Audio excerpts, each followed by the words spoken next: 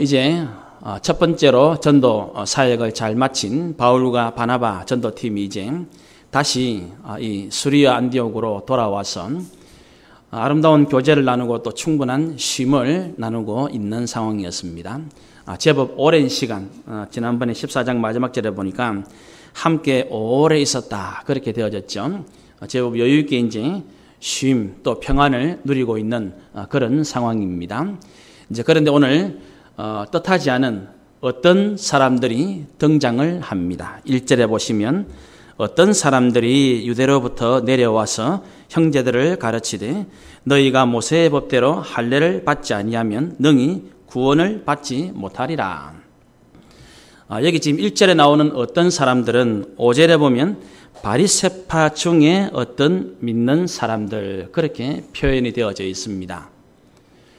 이제 여러분 오늘 이 말씀을 조금 더 잘 이해하시려고 하면 나중에 집에 가셔가지고 갈라디아서 1장 2절을 꼭 참고를 하시면 오늘 이 사건이 많은 도움이 되고 이해가 아주 수월하게 되어질 것입니다. 특히 갈라디아서 2장에 오늘 사도 바울이 요 15장에 일어났던 요 일들을 아주 좀 더 자세하게 좀 기록을 해놓고 있습니다. 이제 거기서는 갈라디아서에서는 이 야고보 오늘도 이제 여러분들이 다음에 보면 오늘 이제 베드로가 먼저 하고 다음에는 이제 바울과 바나바가 이야기를 또 하고 다음에 끝나고 나면 이제 야고보가 이야기하는데 여기 이제 15장 여러분 눈으로 한번 슬 보시면 13절에 야고보가 나오죠. 성경을 보십시오. 눈으로 이렇게 슬 보시면 13절에 야고보가 나오. 이 야고보는 예수님의 제자 야고보가 아닙니다. 예수님의 제자 야고보는 앞에 순교했죠. 기억하시죠? 여기 야고보는 예수님의 동생 야고보를 이야기합니다. 이 이제 야고보가 이제 등장하는데 갈라디아서 사도 바울이 자기가 알고 듣기로는 여기 나오는 이 1절에 어떤 사람들이 야고보가 보내서 왔다 이런 식으로 이야기를 했는가 봐요. 그런데 여러분 또 눈으로 슬 한번 보십시오. 24절에 보시면 다음번에 볼 거지만 지금 이제 이 야고보가 이야기한 우리 가운데서 어떤 사람들이 나오죠? 24절에 보시면 어떤 사람들이 우리의 지시도 없이 갔다. 이게 실제예요. 소문은 그렇게 난 거예요. 소문은 어떻게 났냐면 이 어떤 사람들이 우리는 이제 지금 이제 야고보는 예수님의 동생 야고보 이때 이제 여러분 예루살렘 총회에 아주 중요한 역할을 하는 핵심 인물이에요.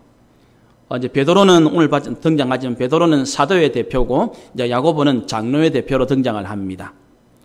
그래서 이제 아주 중요한 위치에 있는 야고보의 이름을 살짝 이용을 해가지고 마치 예루살렘 교회의 대표성을 띠고 온 것처럼 살짝 소문을 냈는가 봐요. 그런데 실제로는 이 사절에 보니까 우리는 그런 지시를 한 적이 없다. 참 이 사단이 하는 일이 참 교묘하지요. 이게 자세하게 안 들어보면 몰라요.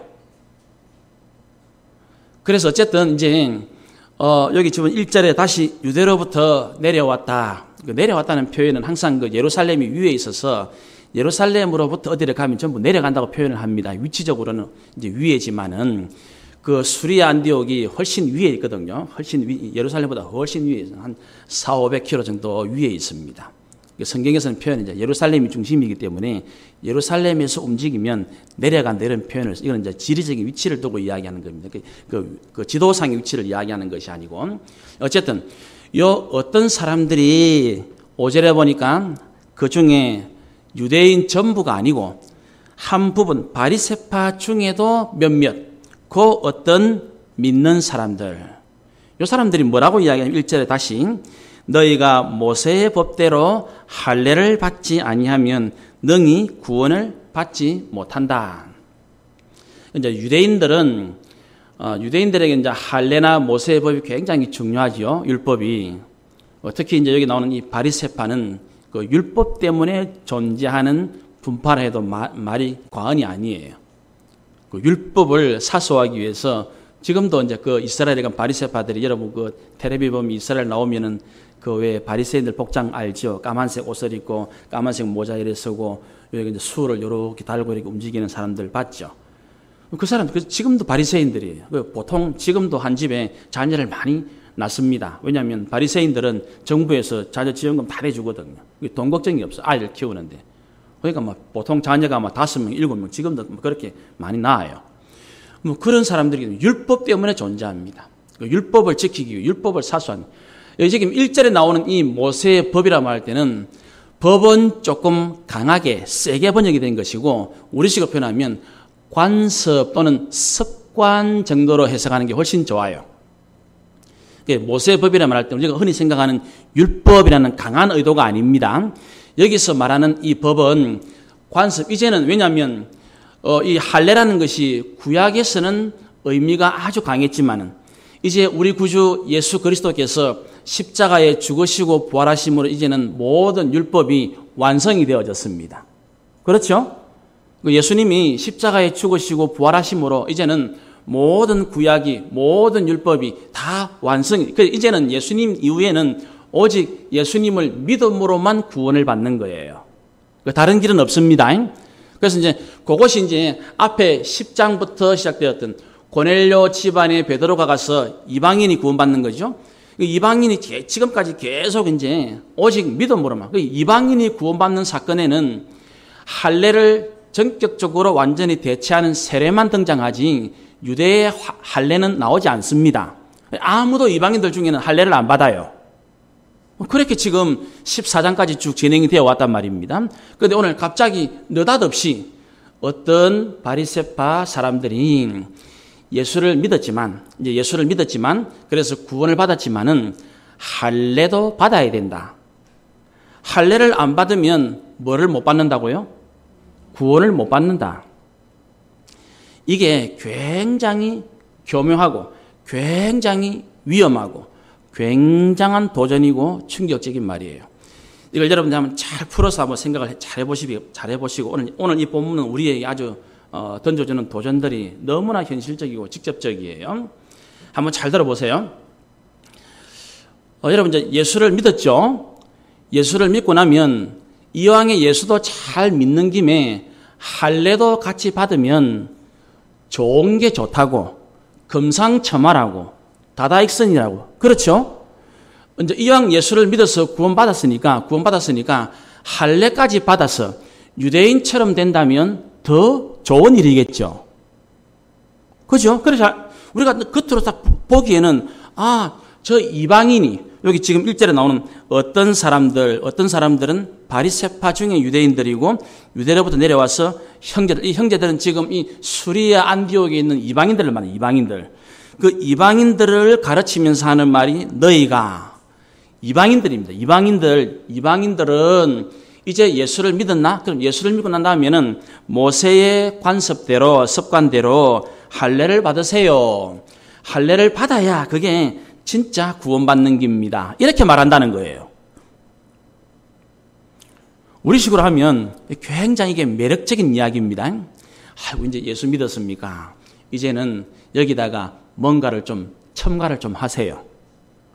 이제는 그 육신의 물 세례도 때가 되면 받으시고 또 적당히 봉사를 잘 해가지고 때가 되면 직분도 받으세요. 맞는 말이죠? 이게 틀린 이야기가 아니에요. 굉장히 매력적인 이야기예요. 이것을 한번 여러분 또 잘 들어야 됩니다. 예수님을 믿고 믿음으로 구원을 받았는데 다시 할례를 드려야 된다. 성경은 순서가 모세가 시작한 것을 모세의 율법이 출발한 것을 예수님의 복음이 완성합니다. 그렇죠? 그런데 지금 오늘 여기 나오는 어떤 유대인들 중에 몇몇 바리새인들의 말을 그대로 받아들이면 어찌 되어집니까? 예수님으로 시작한 복음이 모세의 관습으로 완성되어야 돼요. 웃기는 이야기가 지금 진리처럼 더 좋은 것처럼 들리는 거예요. 이게 너무너무 위험한 겁니다. 예수 믿고 딱 구원받는 걸로 끝나야 되는데 거기다가 할례를 단다. 우리가 보기에는 예수도 믿고 할례를 받은 유대인들이 더 신앙이 좋아 보입니까? 안 좋아 보입니까? 더 좋아 보인단 말이에요. 요 말씀을 여러분들이 잘 아시란 말입니다. 우리가 보기에는 예수 믿는 거 당연히 맞는데 거기다가 예수도 믿고 할례까지 받으면 저 사람 유대인들이 우리 이방인들보다 훨씬 더 예수를 잘 믿는 것처럼 보인단 말입니다. 여기에 우리 시대의 교회와 그리스도인들도 속아 넘어갈 위험이 있다는 거예요. 목사님이 우리보다 더 신앙이 좋을 거야. 그죠? 성경 지식이 더 많으니까. 장로님이 우리보다 더 신앙이 좋을 거야. 왜냐하면 우리보다 더 신앙생활을 오래 하고 직분을 받았으니까. 저 권사님, 저 집사님이 나보다 더 신앙이 좋을 거야. 왜냐하면 틀림없이 내 보기에는 나는 이제 겨우 예수 믿어서 예배만 열심히 출석하는데 저분은 이것도 있고 저분은 이것도 있고 저분은 이것도 있으니까 보기에 나보다 훨씬 신앙이 좋은 것처럼 보인단 말입니다. 여러분들 나중에 집에 가셔가지고 갈라디아서 1장에도 오늘 나온 똑같이 어떤 사람이라는 말이 나옵니다. 그러면서 이 사람들이 말한 요거 예수 믿는 여기에다가 할례 받아야 된다 요걸 더한 것을 바울은 정확하게 뭐라고 합니까? 다른 복음이라고 이야기합니다. 거짓 복음이라고 이야기합니다. 그러면서 이 사람들은 반드시 저주를 받을 거라고 선포해 버립니다. 우리가 보기에는 훨씬 더 신앙이 좋은 것처럼 보이는데 매력적인 사람으로 보이는데 바울은 그거는 가짜고 그거는 다른 복음이고 그것은 거짓 복음이며 그런 사람들은 하나님이 보낸 천사라도 저주받을 거라고 딱 명확하게 결론을 내려버려요. 그래서 갈라디아서 1장에도 그 사람들을 표현하기를 어떤 사람들 딱 이렇게 오늘 1절에 나온 이 말하고 똑같이 나와요. 이게 참 1절 자체가 우리에게는 너무나 그러니까 처음 우리가 보기에는 뭐 좋은 게 좋으니까 예수 믿는 거 좋고 또 세례도 받고 뭐도 하고 이것도 하고 뭐 직분도 받고 다 하면 안 좋으냐? 좋죠 물론. 그런데 그것이 복음이라는 근본을 흔들어 버리면 안 된단 말입니다. 예수님의 십자가 부활이라는 복음 자체를 무너뜨리려고 하면 안 된단 말입니다. 드디어는 뭐가 문제가 됩니까? 분명히 구원은 어떻게 받습니까? 예수 그리스도를 믿음으로 하나님의 은혜로만 받지요. 오늘 주보의 제목이 딱 그거 아닙니까? 오직 주 예수님의 은혜로만 구원을 받는단 말입니다. 그런데 거기에다가 뭘 하나 싹 더해요. 오늘 여기 어떤 사람들 바리새인들이 뭘 더합니까? 할례. 분명히 예수님이 구원받았는데 뭐라고 이야기합니까? 할례 안 받으면 구원 못 받았대. 그렇게 말한다는 겁니다. 그 1절 끝에 할례를 받지 않으면 뭐가 없다고 이야기합니까? 구원이 없다고. 우리가 겉으로 보기에는 더 좋아 보였는데 저기 좋은 거 아닌가? 저 사람이 또 내보다 좋아 보이는데 괜찮아 보이는데 그 사람이야말로 이 어떤 사람들이야말로 이 바리새파들이야말로 바로 예수님을 부인하는 사람이 되어지는 거예요. 복음을 떠난 사람. 복음을 더 좋게 만든 듯이 보였는데 더 대단한 것처럼 보이는데 실제로는 그게 아니고 복음을 무너뜨리는 구원을 무너뜨리는 하나님의 은혜 자체를 부인하는 가장 충격적인 인물들이 되어지는 거예요. 이것 때문에 이제 한바탕 난리가 납니다. 2절 바울 및 바나바와 그들 사이에 적지 아니한 다툼과 변론이 일어난지라 형제들이 이 문제에 대하여 바울과 바나바 및 그 중에 몇 사람을 예루살렘에 있는 사도와 장로들에게 보내기로 작정했다. 변론이 있기 전에 변론이라는 말 앞에 다툼이 먼저 나오죠. 다툼이라는 말은 굉장한 감정적인 싸움이다 이 표현입니다. 제가 누차 말씀드리죠. 변론, 자기의 의견을 논리적으로 설명하는 거 말합니다. 그런데 그 논리적으로 설명하는 변론 앞에 뭐가 있다고요? 다툼이 있습니다. 다툼은 뭐라고요? 극한 감정적인 대립을 말합니다. 어느 것이 이깁니까? 감정이 이기는 거예요. 절대로 이성은, 논리는, 지식은 감정을 이기지 못합니다. 우리가 누차 안 봅니까? 왜 대학 교수들이 죄를 지어요? 공부를 적게 했습니까? 박사예요, 박사. 박사하기도 한계가 아닙니다. 2개, 3개 있다고요. 그런데 왜 부적절한 범죄 행위를 하고? 왜 그래요? 지식이 모자라서요? 논리가 없어서요? 아니에요. 감정을 못 이기는 거예요. 감정은 절대로 논리를 넘어서 버립니다. 그래서 이렇게 한번 딱 싸움이 될 때 다툼이 일어나 버리면 이게 굉장히 위험해집니다. 그래도 지난 세월 동안 이제 바나바와 바울이 1차 선교 여행을 하고 돌아오는 동안 이 시리아에 있는 안디옥 교회는 굉장히 성숙해졌습니다. 그렇죠? 요 문제를 우리가 왈가왈부하지 말자. 2절 끝에 뭐라 합니까? 이 문제를 예루살렘에 있는 사도와 장로들에게, 우리식으로 말하면 교회의 핵심 지도자들, 중요한 직분자들에게 요 문제를 한번 맡겨보자. 굉장히 지혜롭죠, 그죠? 잘하고 있는 거예요. 그러니까 우리끼리 여기서 왈부해봤자 이거는 일이 안 된다. 그러면 예루살렘에 가면 거기에 사도들이 있고 거기에 장로들이 있으니까 그 교회를 대표하는 중요한 일꾼들, 중요한 직분자들에 가서 우리가 한번 이 의견을 물어보자. 그렇게 이야기합니다. 그러면서 이제 가는 길에 3절에는 특이한 일이 나옵니다. 그들이 교회 전송을 받고 베니게와 사마리아로 간다. 베니게는 지금 지도로 하면 레바논하고 거의 맞습니다. 여러분들이 알고 있는 성경의 표현을 빌리면 두로와 시돈 땅입니다. 기억하시죠? 그게 베니게 지역입니다. 그 베니게 지역을 지나서 또 사마리아다. 그러면 두로와 시돈도 사마리아도 유대인들이 어떻게 생각하는 족속들입니까? 이제 기억하시겠죠, 이제. 두로와 시돈은 당연히 이방 지역이고, 갈릴리 지역도 유대인들에게는 이방 지역으로 인식이 되어 있습니다. 같은 이스라엘 사람들인데, 밑에 있는 예루살렘에 있는 사람들이 보기에는 갈릴리 사람들은, 그래서 구약 성경에 보면 이방의 갈릴리, 그래 나온단 말입니다. 그러니 두로와 시돈, 사마리아는 오죽하겠습니까? 사람 취급 안 합니다. 그런데 일부러 지금 오늘 사도행전 15장 성경 말씀은 이 사람들이 안디옥 교회에서 예루살렘 교회로 가는 길에 일부러 명확하게 유대인들의 머리에 이방인이라고 인식되어 있는 베니게 지역을, 사마리아 지역을 지나서 오는데 뭐라고 이야기합니까? 이방인들이 죽게 돌아온 일을 말하여 형제들을 다 크게 기쁘게 했다. 여러분 2절 3절을 한번 잘 비교해 보세요. 2절에는 큰 다툼이 있었죠.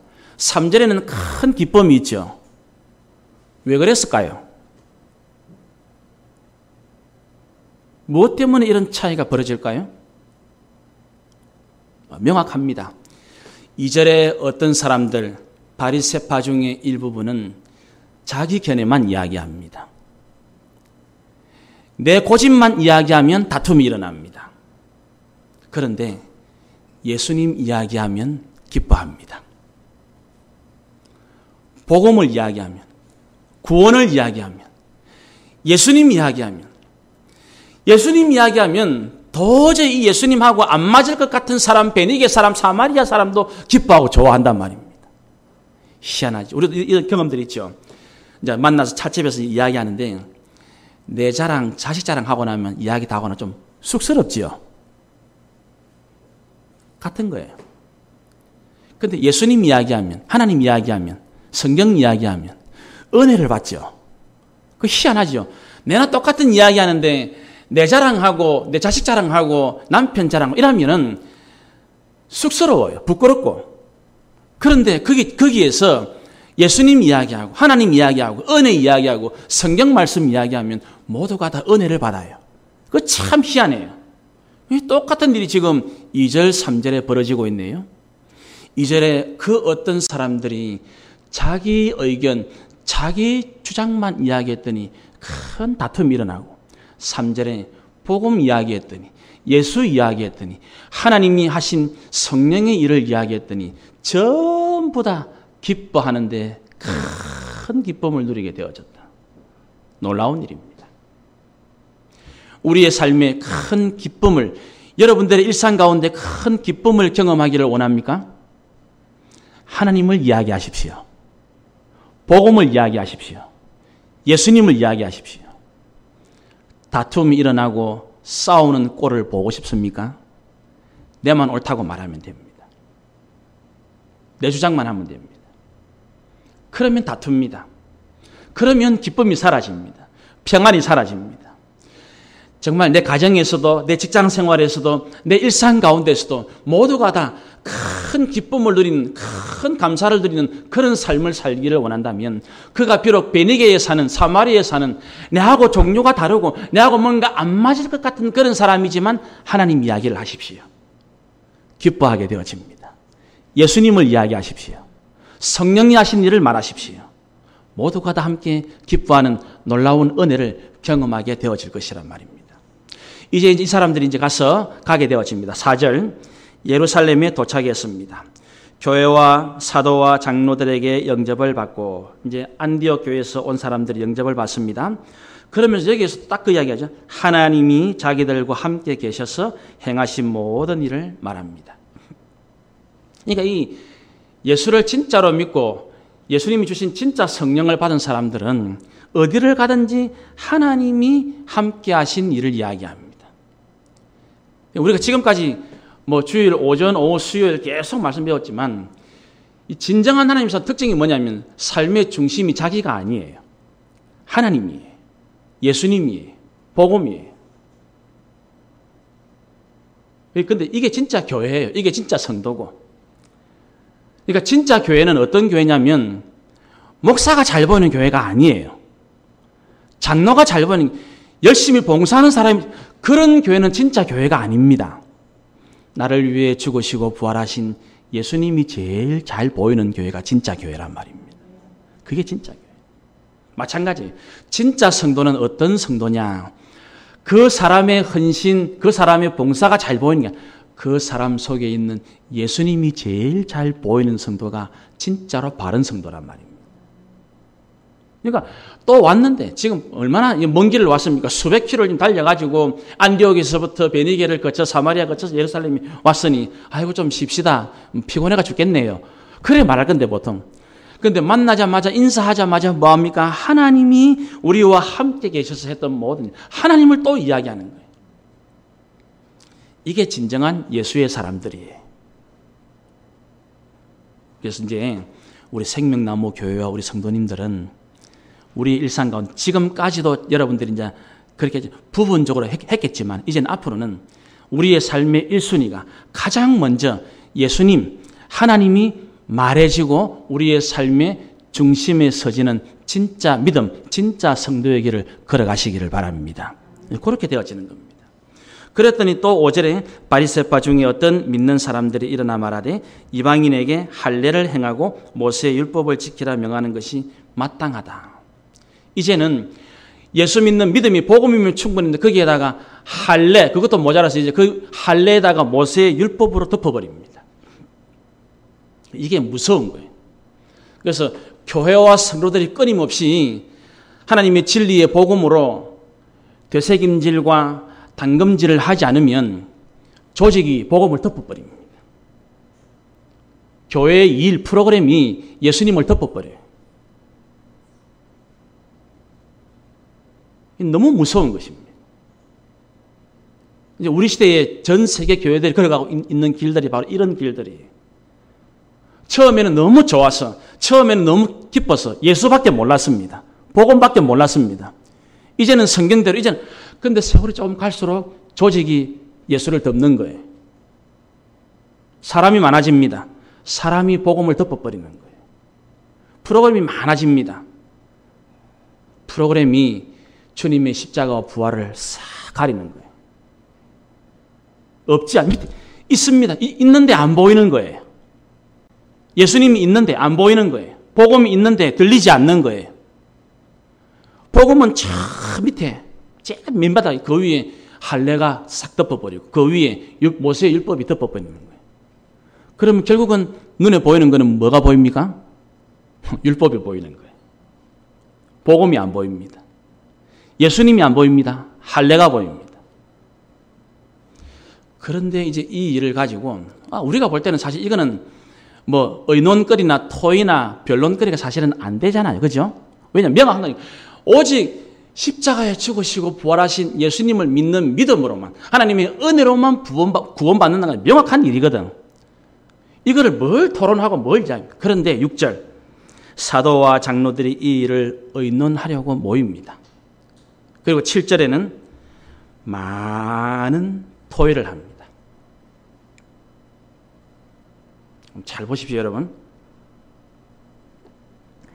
이 많은 토의를 해서 여러분들이 이제 한번 오늘 15장도 한번 쭉 다 읽어보시면 이제 7절에는 베드로가 먼저 탁 이야기합니다.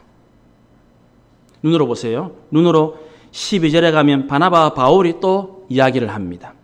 13절에 가면 야고보가 이야기합니다. 자, 각자 자기 의견 이야기합니다. 그렇죠? 토론을 많이 합니다. 회의를 많이 합니다.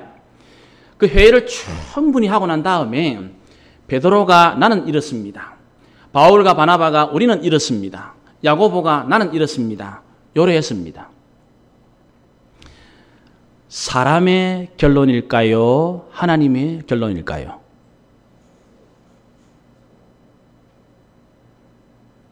궁금하죠? 성경에 써놨는데도 궁금하죠? 성경에 다 있는데 눈으로 이렇게 여러분들이 쭉 28절을 한번 싹 보세요. 이게 바로 우리의 결론인데 성령의 결론이다. 그래 이야기합니다. 성령과 우리는 분명히 사람이 회의를 했는데 그렇죠?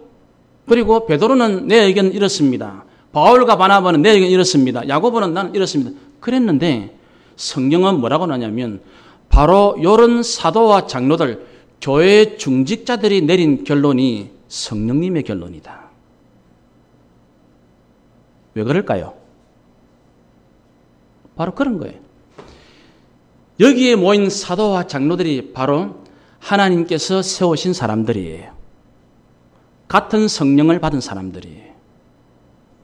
그래서 한 분 하나님을 통해서 한 분 예수님을 구주로 믿었기 때문에 하나님께서 예수님의 이름으로 보내신 성령을 우리 모두가 다 받았기 때문에 이 진리에 관한 결론도 하나님께서 정확하게 내리실 것이라고 믿었기 때문이에요. 그래서 누가 어떤 의견을 하는지 다 다른 사람들도 우리와 어떤 의견을, 다른 의견이 있으면 들어보자. 그리고 그 다른 의견 속에 하나님께서 성령을 통하여 하신 일이 뭔가를 들어보자. 오늘 베드로 딱 그 이야기 하거든요. 하나님께서 나에게 성령을 통해서 이 일을 했고, 바울과 바나바는 뻔하죠. 하나님께서 성령을 통해서 우리에게 이렇게 이방인을 구원했다. 분명하죠? 다음에 야고보 분명하거든요. 하나님께서 이방인에게 우리에게 이렇게 하신 것. 다 그거 이야기합니다. 그러니까 모든 여기 지금 사도와 장로들이 뭐 이야기하냐면 우리가 다 한 분 하나님을 아버지로, 한 분 예수님을 구주로 믿어서 한 성령, 같은 성령을 받았으니 진리에 대해서도 우리가 수없이 오랜 토의를 하고 회의를 해도 진리는 하나님이 같은 결론을 내리게 할 것이다. 믿은 거예요. 그래서 다른 사람이 나는 이렇게 생각하지만 다른 사람의 의견은 들어보자. 그렇죠?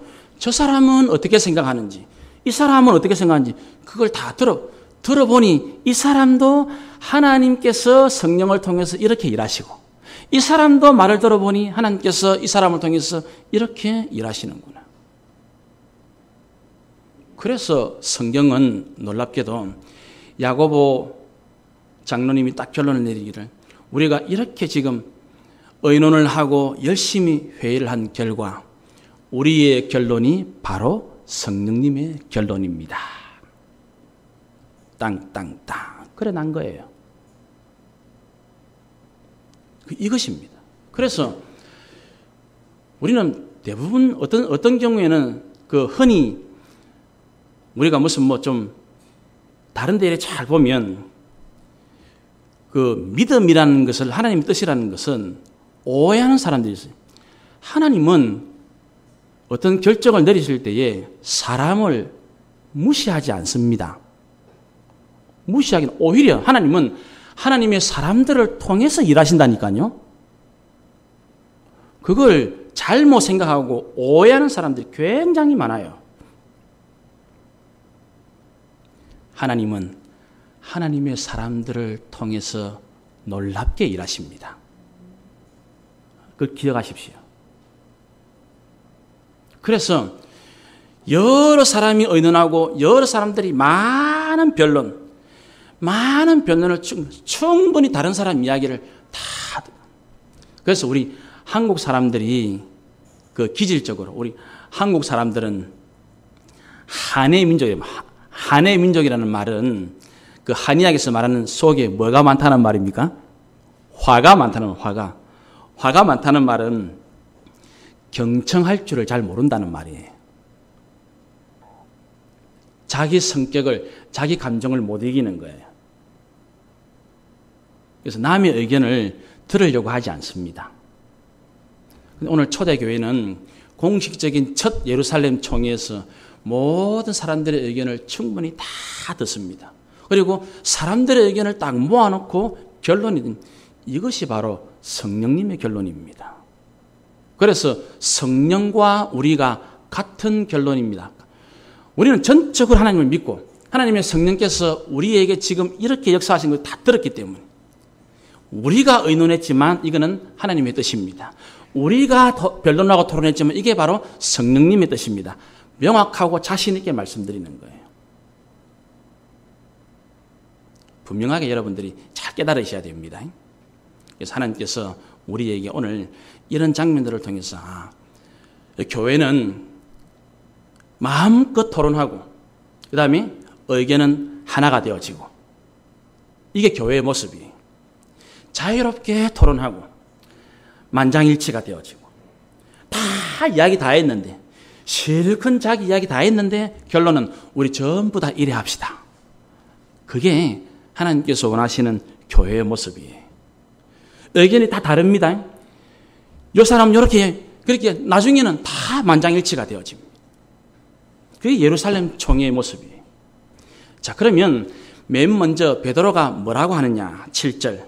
많은 변론이 있은 후에 베드로가 일어나 말하되 형제들아 너희도 알거니와 하나님이 이방인들로 내 입에서 복음의 말씀을 들어 믿게 하시려고 오래전부터 너희 가운데서 나를 택하시고 또 마음을 아시는 하나님이 우리에게와 같이 그들에게도 성령을 주어 증언하시고 믿음으로 그들의 마음을 깨끗이 하사 그들이나 우리나 차별하지 아니하셨느니라. 그런데 지금 너희가 어찌하여 하나님을 시험하여 우리 조상과 우리도 능히 매지 못한 멍에를 제자들의 목에 두려야 되느냐. 베드로의 첫 변론의 결론이 뭐냐면 9절 끝에 그들이나 우리나 차별하지 않았다. 하나님의 은혜는 차별이 없는 은혜. 누구와 누구 차별이 없단 말입니까? 유대인과 이방인. 그러면서 명확하게 이야기합니다. 7절에 나오는 말이면 7절에 베드로가 일어나서 말하기를 형제들아 너희도 알거니요 하나님이 이방인들로 내 입에서 복음의 말씀을 들어 믿게 하시려고. 이거는 바로 고넬료 사건을 이야기하는 거거든요. 앞에 10장에 나왔던 바울이 사도로서 유대인으로서 제일 먼저 이방인 고넬료에게 복음을 전했고 거기에 집안이 모두 믿는 역사가 일어났단 말이에요. 그걸 이야기하는 거예요. 바로 자기도 그 경험을 했거든요. 하나님은 유대인인 자기나 이방인인 고넬료나 차별 없이 은혜를 베푸셨다. 구원하셨다라는 것을 자기 경험했거든요. 그걸 그대로. 그래서 마지막 11절 똑같이 이야기해요. 그러나 우리는 그들이 우리와 동일하게 같다. 그들은 누굽니까? 이방인들이죠. 우리는 누굽니까? 유대인들이죠. 이방인이나 유대인인 우리나 동일한 것이 뭐냐? 주 예수의 은혜로만 구원받는 줄을 믿노라. 은혜로만 구원받지. 할례가 아니라, 모세의 율법이 아니라, 다른 종교적인 관습이 아닙니다. 조직이나 프로그램이 아니라 오직 예수는 믿음으로만 구원을 받는다. 이거는 이방인이나 우리 유대인이나 차이가 없습니다. 그러면서 하나님께서 뭐가 똑같았는지 베드로를 통해서 명확하게 지적을 해줍니다. 7절 많은 변론이 있은 후에 베드로가 일어나 말하되 형제들아 너희도 알거니요 하나님이 이방인들로 내 입에서 첫 번째 복음의 말씀, 복음이 똑같았다.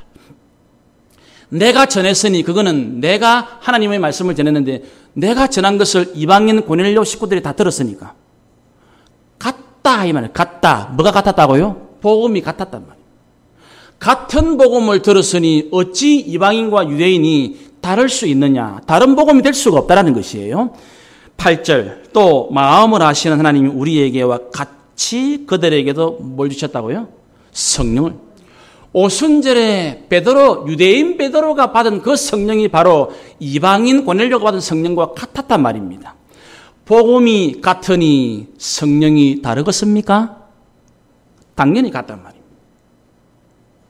그러니까 같은 복음, 같은 성령을 받았는데 어찌 나 유대인 베드로와 저 이방인 고넬료가 다를 수 있느냐. 오직 은혜로만 구원받는다. 이건 틀림없다. 9절 믿음도 같다. 한 분 예수 이야기하기 때문에 예수만 믿었지 다른 거 안 믿어요. 모세를 믿은 게 아니란 말입니다. 율법을 믿은 게 아니란 말입니다. 할례를 믿은 게 아닙니다. 전통을 믿은 게 아니란 말입니다. 오직 내가 전한 것은 예수 그리스도 십자가에 죽으시고 부활하신 복음을 딱 전했고 그 복음을 듣자 성령이 임했고 그 성령을 주심으로 말미암아 성령은 진리의 영이시죠. 성령은 예수님의 영이시죠. 그러면 성령을 받아서 믿게 되는 것은 누구를 믿는 것밖에 없습니까? 예수 믿는 것밖에 없거든. 그러니까 복음이 같은데 성령이 같은데 믿음이 같은데 어떻게 다를 수 있느냐? 유대인과 이방인이. 절대로 그럴 수 없다. 그러면서 베드로가 호되게 질책합니다. 앞으로 두 번 다시 복음 외에 할례나 율법 이야기는 하지 마라. 10절에 뭐라고 이야기하냐면 그런데 지금 너희가, 이 너희는 누굽니까? 바로 1절에 나왔던 어떤 사람들이며 5절에 나왔던 정확한 바리새파 중의 일부분입니다. 그렇죠? 너희가 어째서 하나님을 시험하느냐. 그러면서 그 하나님을 시험하는 내용이 뭐냐면 우리 조상들, 아브라함부터 딱 시작, 조상들 전부 다. 근데 지금 우리까지, 베드로까지 우리 조상들이나 우리도 능히 매지 못한 멍에 뭡니까? 율법이죠, 율법. 요 10절 말이 요 말이 뭡니까? 율법이 좋고 선한 것인데 다 지킨 사람이 있단 말입니까? 없단 말입니까? 아무도 없단 말입니다. 율법을 지키기나 하면 좋지. 그죠? 법을 지키면 좋지. 근데 법을 다 지키는 사람이 있나 이 말입니다. 아무도. 우리 조상, 믿음의 조상 아브라함부터 하나님의 계명을 다 지킨 사람이 없다. 율법을 직접 받은 모세도 마찬가지입니다. 모세도 율법을 다 지킨 적이 없다. 오직 율법을 온전히 지킨 분은 예수님 한 분밖에 없단 말입니다. 율법을 완성하신 분은 예수님밖에 없어요. 이 세상에 어느 누구도 율법이 너무 좋기는 하지만 율법을 지킨 사람이 없습니다. 지킨 사람이 없기 때문에 율법으로는 구원을 받을 수 있습니까? 없습니까? 없습니다. 그런데 왜 자기도 못하는 것을, 유대인도 못하는 것을 이방인에게 메우려고 하느냐? 그죠? 멍에를 매느냐? 그 뭡니까? 강요하느냐? 여러분, 이것이 하나님을 시험한다고 지금 베드로가. 이 말의 의미가 뭐냐면 우리 사람에게는 하나님이 되고 싶은 욕망이 있어요. 모든 사람은 신이 되고 싶어 합니다. 그렇죠, 여러분? 여러분 다 있죠? 사람은 신이 되고 싶어 합니다. 자기가 전능해지고 싶어. 그래서 신이 못 되면 신의 대리자라도 되고 싶어 됩니다. 그죠? 그거를 뭐를 통해서 대리만족을 얻습니까? 다른 사람을 내 말에 복종하게 만들므로써. 그렇죠? 회사 사장은 직원들을 달달 볶으면서 자기가 신이 되고 싶어집니다. 그렇죠? 그게 인간이에요. 유대인이 이방인은 그런 욕망을 지금 가지고 있는 거예요. 나는 실수해도 괜찮고 나는 실수할 수 있고 나는 잘못할 수 있다. 그런데 너는 그러면 안 돼. 그렇죠? 사장은 형편없습니다. 그 형편없는 사장이 직원 보고 뭐라 합니까? 너는 그러면 안 된대. 그 짓거리를 하고 있다는 거예요. 그런 회사 많죠? 얼마나 많은지 모릅니다. 쟤는 엉망진창으로 살면서 돈 벌어주는 직원한테는 당신은 그러면 안 돼. 짓을 지금 유대인들이 하고 있다는 거예요. 누구에게요? 이방인들에게. 이게 너무너무 무서운 거예요. 이게 제일 위험한 사람이 저처럼 신앙생활 오래 한 사람입니다. 나는 목사니까 괜찮아. 당신은 그러면 안 돼. 그것도 마찬가지입니다. 나는 성도니 괜찮아. 목사님은 그러면 안 돼요. 역도 마찬가지입니다. 나는 이 교회 장로니까, 권사니까, 집사니까 이래도 괜찮지만 당신은 그러면 안 돼. 그게 너무나 위험하다는 거예요. 그게 바로 다른 사람에게 멍에를 지우는 것이다. 그래서 여러분, 이걸 우리 예수님이 산상설교를 마무리하는 마태복음 7장에서 7장이 딱 시작될 때 그 말씀을 하시죠. 비판받지 않으려면 비판하지 마라. 남을 헤아리는 그 헤아림으로 너도 하나님 앞에 헤아림 받을 거다. 조심해라. 그러면서 형제의 눈 속에 있는 티를 보고 빼라 말라 하지 말고 뭘 빼라고요? 나 자신의 눈 속에 있는 들보를 빼내라고. 내 안에는 들보가 앉아 있는데 그거는 괜찮다고 이야기하면서 남의 눈에는 보이도 않는 티를 보고, 눈에 티를 보고, 이거 이래 해보세요. 여러분 생각을 해보세요. 그 보이도 않는 티를 빼려고 사람 불러가지고 눈을 이리 올리다가 눈을 이리 잡당기다가 입을 불었다가 난리가 납니다. 우짜입니까 나중에? 빠진나? 안 빠진네. 빠지긴 뭘 빠지 안 빠지는데. 제가 이제 이 설교를 준비하다가 가장 은혜 받은 그 목사님이 한 분이 있어요. 그분이 이렇게 이야기합니다. 상대방의 눈 속에 있는 티는 어떻게 빠지는 줄 알아요? 내가 내 속에 있는 죄악의 들보, 교만의 들보, 남을 판단하는 이 들보를 내가 스스로 내 눈에서 싹 그 큰 들보를, 돌멩이를 싹 빼내면, 내가 내 속에 있는 돌멩이를 빼내면 그걸 본 사람이 너무 은혜 받아서 감동의 눈물을 흘리면서 그 사람 속에 있는 티는 저절로 빠진다고. 내가 얼마나 은혜 받았는지 몰라요. 남의 눈 속에 있는, 저한테 있는 덜보는 가만히 놔두면서 남의 눈 티 뺄라 하지 말고 내 속에 있는 죄악의 돌멩이를 내가 스스로 회개하면, 내 속에 있는 교만의 덜보를 내가 스스로 빼내면 그거를 본 사람이 은혜를 받아서 내가 티를 안 불어주고 손으로 안 짜줘도 은혜를 받아서 저절로 상대방에 있는 눈 속에 있는 티는 빠진다고. 참 은혜를 받았습니다. 그래서 다시 이 말씀을 준비하면서 아까 우리 대표기도 하신 분처럼 회개하게 되었습니다. 왜냐하면 이런 거는 저 같은 인물들 제일 위험하거든요. 매일 말씀과 기도에 매여 있다고 거룩한 척 할 수 있거든요. 목사가 제일 위험해요. 경건한 척 할 수 있거든요. 믿음이 좋은 척 할 수 있거든요. 나는 내 속에 들보가 있는데도 다른 사람 속에 있는 그 보이지 않는 티를 보고 때로는 비난하고 때로는 정죄하고 때로는 미워하고 그렇게 살아왔구나.